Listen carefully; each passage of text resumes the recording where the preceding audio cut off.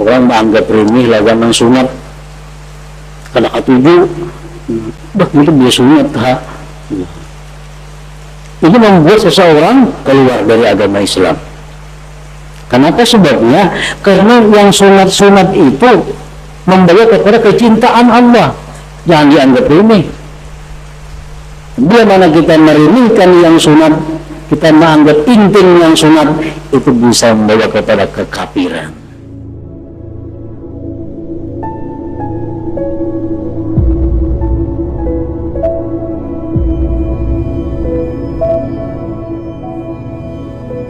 Bismillahirrahmanirrahim. Alhamdulillahilladzi khalaqal jannata wa khalaqa laha ahla wa khalaqan nara wa khalaqa laha ashaba. Ashhadu an la ilaha illallah wahdahu la syarika lah wa ashhadu anna sayyidana Muhammadan abduhu wa rasuluh. Allahumma salli wa sallim wa barik ala sayyidina Muhammad sayyidil mursalin wal anbiya wa ala alihi wa sahbihi wa dhurriyyatihi wa atba'ihi al-kurama, amma ba'd.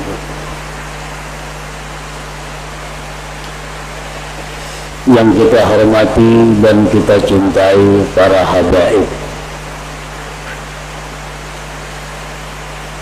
juga para alim ulama, para muhibbin, hadirin dan hadirat rahimakumullah. Pertama-tama puji dan syukur kita haturkan kehadirat Allah Subhanahu wa ta'ala yang memberikan kita taufik dan hidayah, yang memberikan kepada kita berbagai nikmat dan pertolongan sehingga kita pada malam ini dapat kembali berkumpul bersama-sama di majelis yang penuh barakah ini.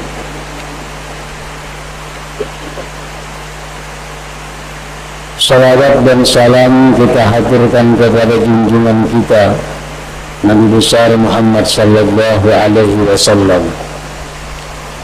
dan kepada seluruh keluarga, para sahabat, zurriyat dan pengikut beliau.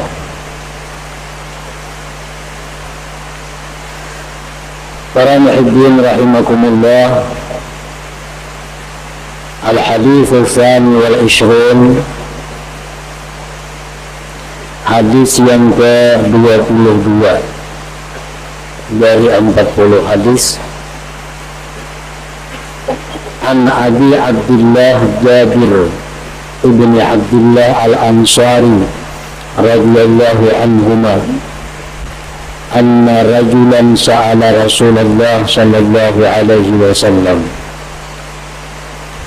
faqala ara'aita idza sallaytul maktubat wa sumtu Ramadan wa ahlaltul halal wa harramtul haram wa lam azid ala dhalika syai'a adkhulul jannah qala na'am rawahu Muslim.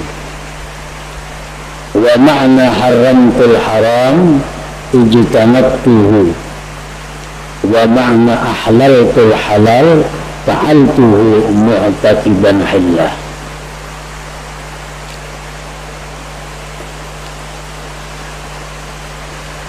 Dari Abi Abdullah Jabir bin Abdullah al-Ansari radhiyallahu anhuma bahwa seorang laki-laki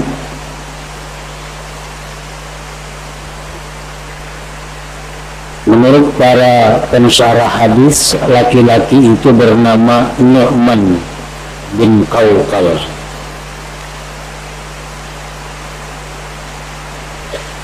Laki-laki yang bernama Nu'man ini bertanya kepada Rasulullah sallallahu alaihi wasallam.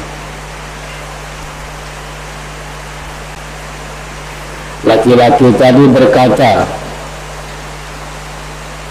kabarkan kepadaku wahai Rasulullah, kabarkan kepadaku apabila aku sembahyang 5 waktu yang dipardukan dan aku puasa bulan Ramadan dan aku memperbuat yang halal dan aku menjauhi yang haram dan aku tidak menambah atas yang demikian sesuatu, apakah aku bisa masuk surga?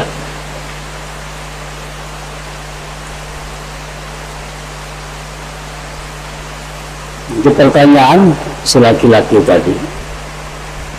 Wahai Rasulullah, bagaimana kalau ulun ini hanya sembahyang nang fardunya aja,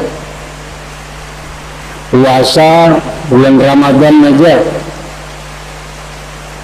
zakat haji mungkin orang ini kada wajib, atau mungkin belum turun hukum kewajiban haji, lalu kada ditanyakan, dan aku mengambil yang halal, menjauhi yang haram, dan aku tidak menambah atas yang demikian sesuatu, apakah bisa masuk surga dengan demikian itu?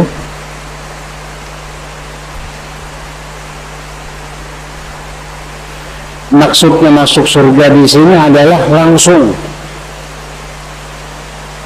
kada dihisab. Kamu masuk surga ke neraka berdahulu itu kayak orang banyak. Masuk surganya langsung, kada dihisab, kada disiksa. Rasulullah SAW menjawab, "Na'am, bisa," ujar Nabi kita.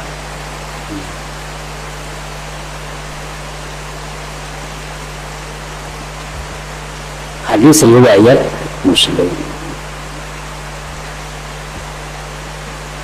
Para muhibbin rahimakumullah,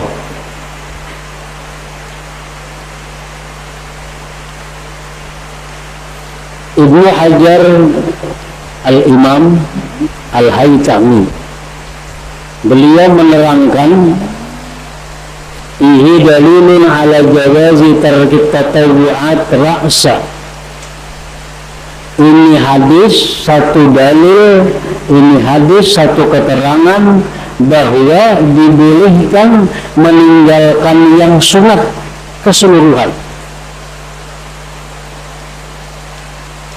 Kita boleh kadang melaksanakan satu sunat pun, sembahyang nang wajibnya, puasa bulan Ramadan, amunnya ada berduit bayar zakat saja, amunnya ada kemampuan naik haji sekali aja, mengambil sesuatu yang halalnya, menjauhi yang haramnya, itu sudah cukup untuk masuk surga. Jadi hadis ini satu dalil yang menunjukkan bahwa boleh kita meninggalkan yang sunat itu seluruhnya.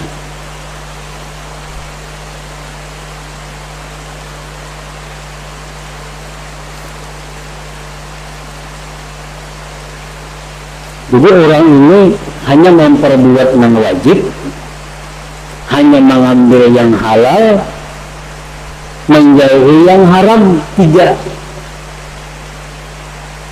Ini kada tahu nang sunat, kada tahu nang makruh.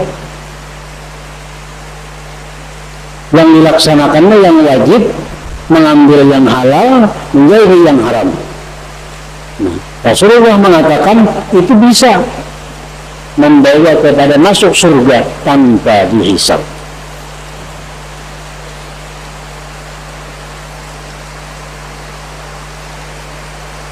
Para muhibbin rahimakumullah, para ulama mengatakan, wa amma tatawwu'at syuri'at Adapun yang sunat-sunat itu diperintahkan, dianjurkan, disyariatkan. Sembahyang ada yang sunat, qabliyah, ba'diyah, duha, witir, macam-macam. Puasa ada yang sunat.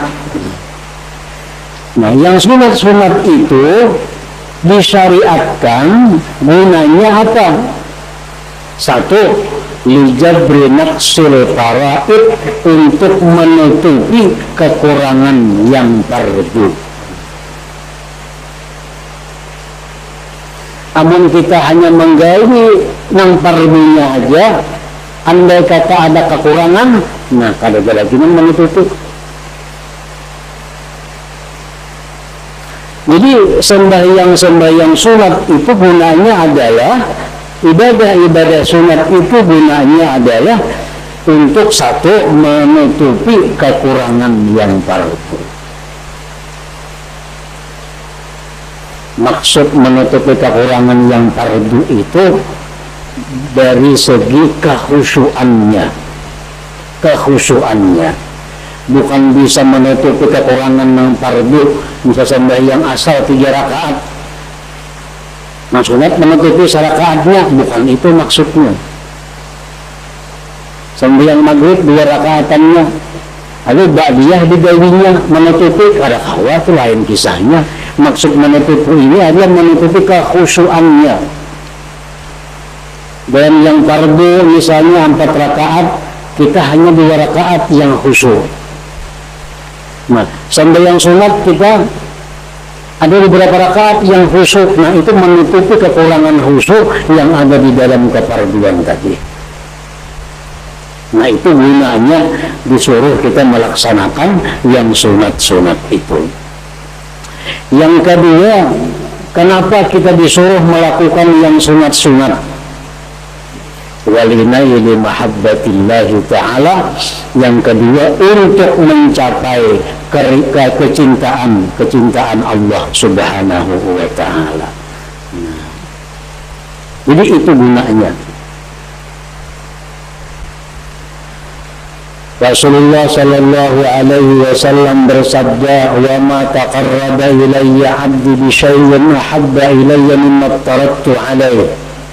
Wa ma yazalu 'abdi yataqarrabu ilayya bin nawafil hatta uhibbah."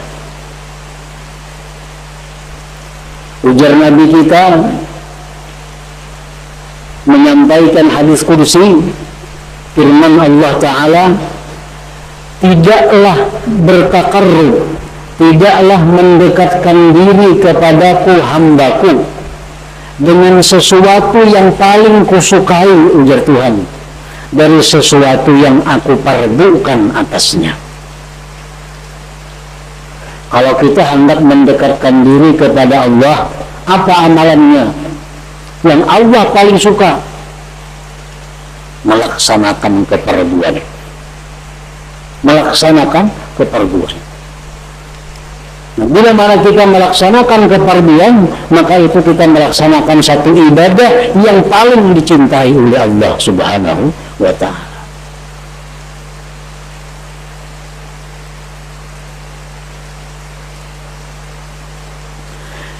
Wa ma yazalu 'abdi yataqarrabu ilayya bin nawafil hatta uhibbah. Senantiasa hambaku mendekatkan diri kepadaku dengan yang sunat-sunat sehingga aku cinta kepadanya, ujar Tuhan. Nah, senantiasa hambaku ini bertakarrub kepadaku dengan yang sunat-sunat, akhirnya dia kucintai. Nah, jadi ibadah sunat yang kita lakukan itu membawa kepada Allah cinta lawan kita. Nah, jadi itulah 2 hal yang menjadikan ibadah sunat itu disyariatkan. Kita disuruh melaksanakan supaya menutupi kekurangan yang fardu. Yang kedua, supaya Allah cinta lawan kita.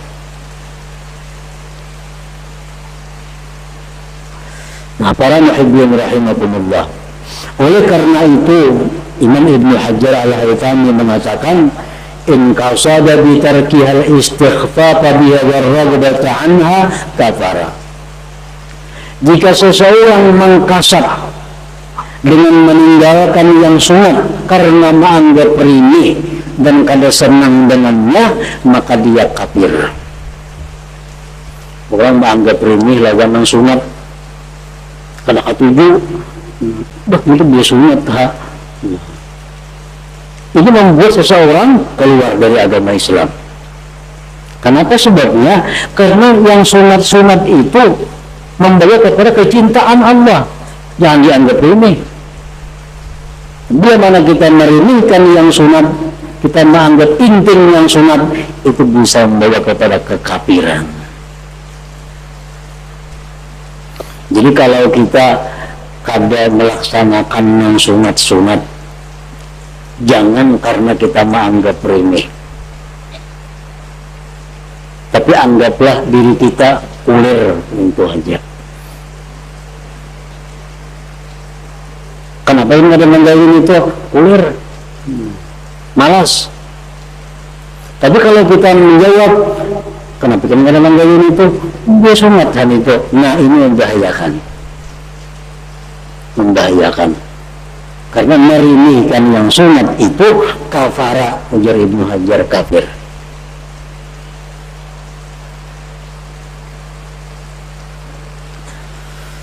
Nah, para muhibbin rahimakumullah,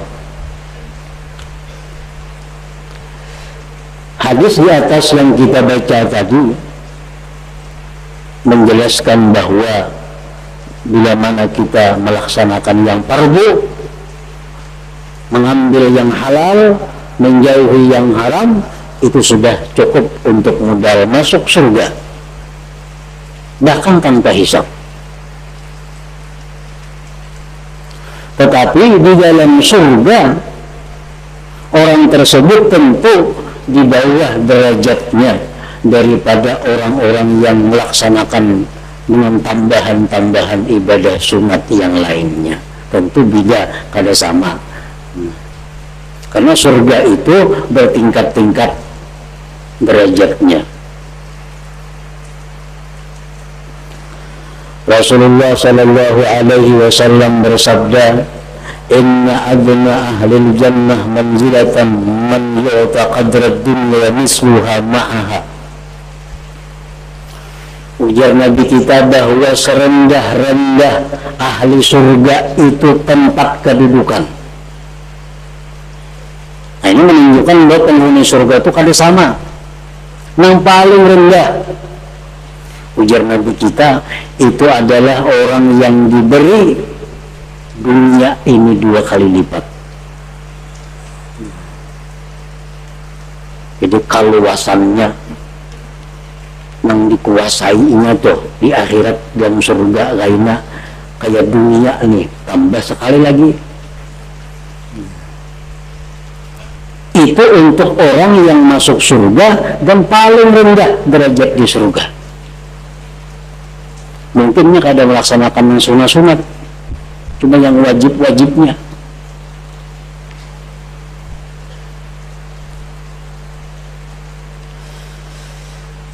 Dalam hadis yang lain Rasulullah sallallahu alaihi wasallam bersabda, "Inna fil jannati ghuratan min asnafil jawahir yura zahiruha min batiniha wa batinuha min zahiriha wa fiha min an-na'im was-surur ma la 'aynun ra'at wa la udhunun sami'at wa la khatara 'ala qalbi bashar." Qila ya Rasulullah, wa liman hadhihi al-ghurab? Qala liman absa as-salam wa at'ama at-ta'am wa adama as-siyam wa shalla bil-lail wan nasu niyam. Qila ya Rasulullah, wa man yutiku dhalik? Qala ummati tutiku dhalik. Man laqiya akhahu fa sallama alaihi aw radda alaihi salam faqad absa salam, wa man at'ama iyalahu wa ahlahu min at-ta'am hatta asbahahum faqad at'ama at-ta'am, wa man shama shahra ramadan wa min kulli shahrin 3 ayyam faqad adama as-siyam, wa man shalla al-isha al-akhirah wa shalla al-ghadata fi jama'atin faqad shalla bil-lail wan nasu niyam. Di dalam surga itu, ujar Nabi, ada kamar-kamar yang dibuat dari berbagai macam permata. Di dalam surga itu ada kamar-kamar yang dibikin dari permata. Lantainya jamrud, dindingnya yakut.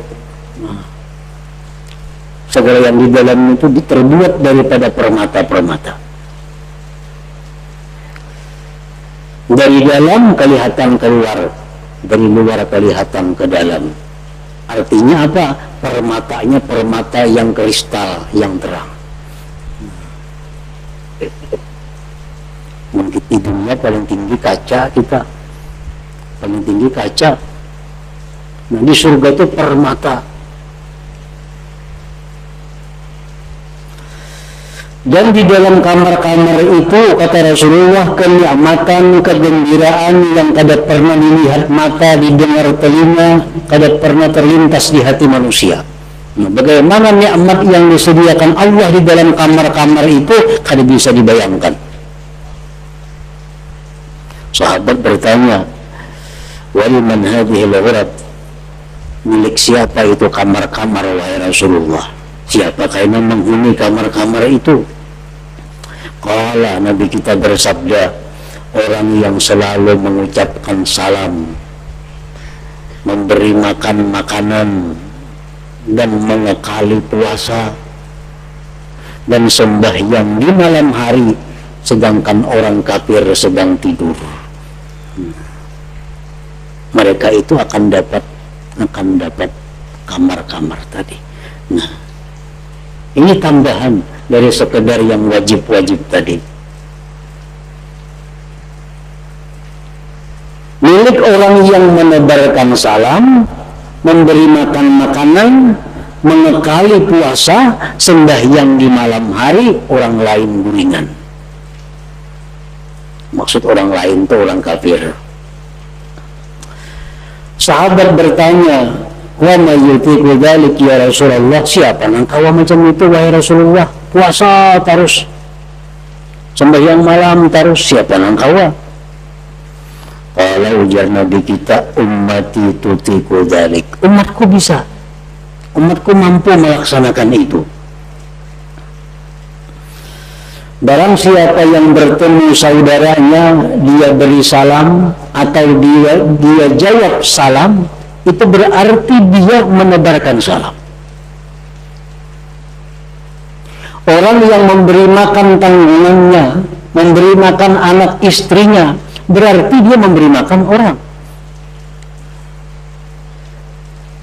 Artinya bukan hari-hari baruan, kada.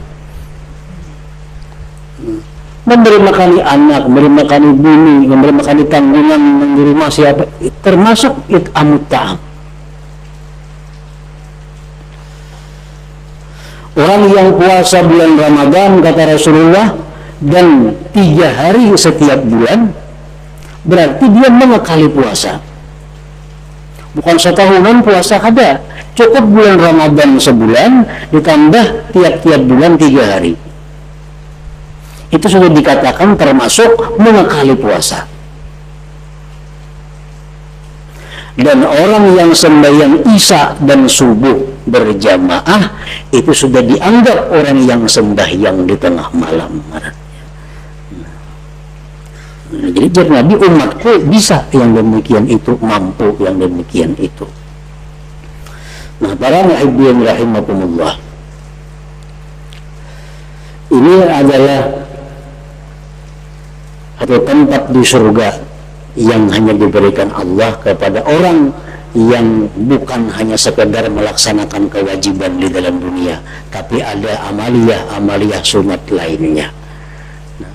Semakin banyak amaliyah sunat yang kita lakukan di dalam dunia, semakin banyak fasilitas yang diberikan Allah, semakin banyak kenikmatan yang diberikan Allah di dalam surga. Para muhibbin rahimakumullah, Al-Imam Yahya bin Mu'adz berkata, tarkud dunya syadid wa fawatul jannah asyad. Tertinggal dalam urusan dunia itu sulit.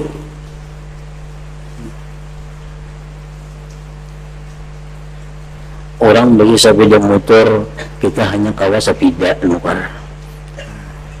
tinggalkan urusan dunia. Maka sepeda motor orang bermotoran sudah,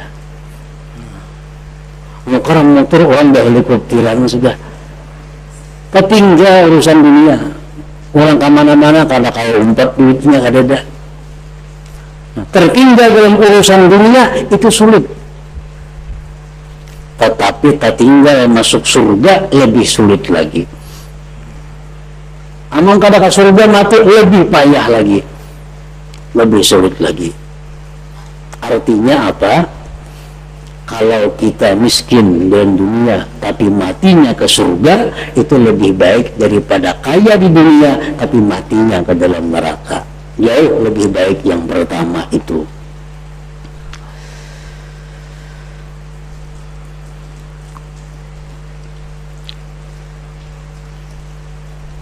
Nah, kalau demikian halnya, maka sepatutnya, semestinya kita selalu meminta kepada Allah.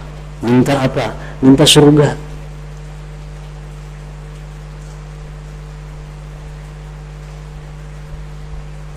Minta surga. Itu disunatkan. Kalau minta sugih itu kada boleh. Banyak orang sampai yang hajat tolong doa mudah-mudahan sugih. Atau orang mengirim amplop, dibuka isinya tolong doa dan ulun sugih karena dan ulun sugih. Nah, permintaan seperti itu permintaan yang mahzur, yang dilarang. Kada boleh kita minta sugih kepada Allah, kecuali ditambah jika baik. Nah itu ayuha, ya Allah sugihakan ulun jika baik, mengkada rusak, nah itu bagus. Mau semata-mata minta sugih itu dilarang. Nah kalau kita minta surga itu disuruh. Di dalam hadis qudsi Allah Subhanahu wa taala berfirman, "Unzuru fi diwani 'abdi faman ra'aitumuhu sa'alanil jannah fa'adkhiluhul jannah wa man ista'adha minan nar fasrifuhu anha." Firman Allah kepada para malaikat, ya Tuhan wahai malaikat, tengok, lihati dalam catatan amal hambaku. Jika di situ ada tertulis doanya minta surga, masukkan dia ke surga. Jika di situ ada tertulis bahwa dalam dunia dia minta berlindung dari api neraka, selamatkan dia dari api neraka. Nah, jadi kita mesti minta surga kepada Allah. Rajin doa bulan puasa, Allahumma inni as'aluka ridhaka wal jannah wa a'udzubika min sakhatika wan nar. Itu bukan hanya bulan puasa. Anaknya setahunan tiap hari dibaca. Allahumma inni as'aluka ridhaka wal jannah wa a'udzubika min sakhatika wan nar. Rasulullah sallallahu alaihi wasallam bersabda, "Man sa'alal jannata thalatha marrat qalatil jannah Allahumma adkhilhul jannah wa man istajara minan nar thalatha marrat qalatin nar ajirhu minni." Ujar Nabi kita, siapa yang meminta surga kepada Allah 3 kali, Allahumma inni as'aluka ridhaka wal jannah, dan 3 kalinya minta itu, surga pun berkata, ujar surga, ya Allah masukkan dia ke surga. Siapa yang berlindung kepada Allah daripada api neraka 3 kali, wa a'udzubika min sakhatika wan nar, aku berlindung dengan engkau ya Allah dari kemurkaan engkau dan api neraka. Nah, kita baca 3 kali, neraka pun berdoa, ujar neraka, ya Allah pasrifu ya Allah ajirhu minni, nah, lepaskan dia, selamatkan dia daripada aku. Nah, jadi minta surga pun adalah sesuatu yang disunnahkan. Para muhibbin rahimakumullah, apabila kita minta surga, Allah kabulkan doa kita, maka Allah akan memberikan kepada kita kesenangan beribadah kepada Allah. Allah berikan kita kemudahan untuk takwa kepada Allah. Itu tandanya doa kita dikabulkan Allah. Jadi kalau ada perlu, arti ada perlu itu sebenarnya sudah mencakup kalau kita minta surga itu. Kalau kita minta surga kepada Allah, andai kata dikabulkan Allah, otomatis akhlak kita dirubah oleh Allah. Dulunya malas sembahyang jadi rajin, karena orang masuk surga itu kadang-kadang dia kadang orang ahli ibadah. Nah, itu otomatis akhlak kita, perilaku kita berubah menjadi perilaku ahli surga.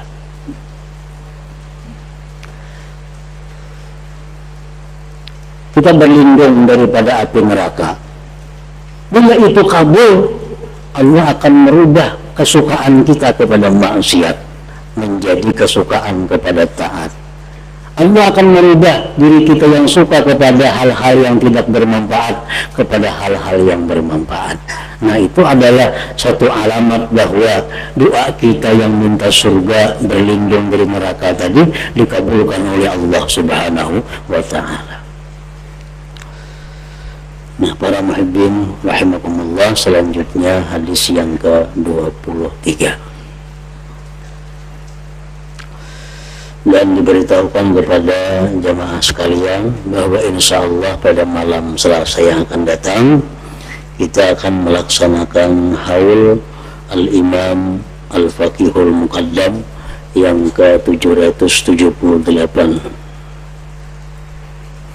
dan sekaligus malam itu malam 1 Muharram adalah malam yang mulia untuk mengajukan permohonan kepada Allah Subhanahu wa ta'ala, dan juga sekaligus syukuran kepada Allah 17 tahun Majelis Ta'lim Nurul Muhibbin ini. Ila hadratin Nabi sallallahu alaihi wasallam. Al-Fatihah. Bismillahirrahmanirrahim. Innaka na'budu wa iyyaka nasta'in. أشهد أن لا إله إلا الله وحده لا شريك له وأشهد أن سيدنا محمدا عبده ورسوله لا إله إلا الله نستغفر الله لا إله إلا الله نستغفر الله لا إله إلا الله نستغفر الله لا إله إلا الله ونتوب إلى الله لا إله إلا الله محمد رسول الله صلى الله عليه وسلم ومن وجوه منه شفاعة صلوا عليه وسلموا تسليما اللهم صل وسلم وبارك